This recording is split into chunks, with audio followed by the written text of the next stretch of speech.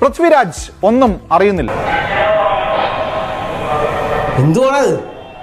എന്താ പറ്റിയെന്ന് ഒരു പിടിയില്ല സാറേ. പൃഥ്വിരാജ് സംവിധാനം ചെയ്ത മോഹൻലാൽ ചിത്രം ബ്രോ ഡാഡിയിൽ താരങ്ങളടക്കം താമസിച്ചിരുന്ന സ്റ്റാർ ഹോട്ടലിൽ വെച്ച് ലൈംഗിക പീഡനത്തിനിരയായെന്ന വെളിപ്പെടുത്തലുമായി ജൂനിയർ ആർട്ടിസ്റ്റ്. ഇതൊക്കെ എന്റെ തലയിലാവൂലോ. ഇതിന് സമാധാനം പറയിപ്പിക്കാതെ ഗംഗാധരനോട് പോകില്ല. അസിസ്റ്റന്റ് ഡയറക്ടറായ കൊല്ലം സ്വദേശി മൻസൂർ റഷീദ് മയക്കുമരുന്ന് കലർത്തിയ ശീതളപാനീയം നൽകി മയക്കി ലൈംഗിക പീഡനം നടത്തിയെന്നാണ് ഇവരുടെ ഞെട്ടിക്കുന്ന തുറന്നു പറച്ചിൽ. പറഞ്ഞു വിട്ടില്ലേ? പറഞ്ഞു.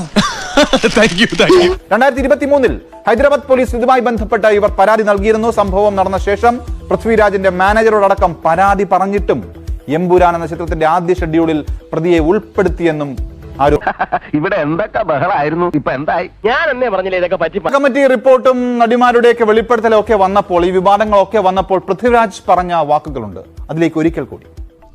എവിടെ പോണു? വെള്ളം കുടിക്കും. എന്റെ നിയന്ത്രണത്തിലുള്ളത് എന്താണ്? എന്റെ ഇമ്മീഡിയറ്റ്, എനിക്ക് ചുറ്റുമുള്ള എന്റെ വർക്ക് സ്പേസ് ആണ്.